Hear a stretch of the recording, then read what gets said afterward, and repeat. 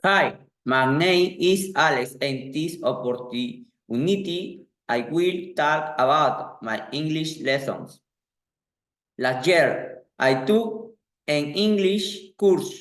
It was my first time learning English in a structured setting. Last week, I talked about my experience in tech class at first. I was nervous because English is not my native language, but as time went on, I felt more comfortable. The class were online using Zoom, so I could attend for home. For example, during our second week last week, practice speaking English with each other.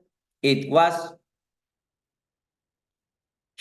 challenging, but also fun and because of Zoom, it was easy to join the discussions in our last class. We talked about grammar, the teacher explaining everything clearly, and we could ask questions using the chat, and because of this, I found it easier to understand. I am enjoying learning English on Zoom. It's a good way to keep learning, especially when we can meet in person. Thanks for watching. See you next time.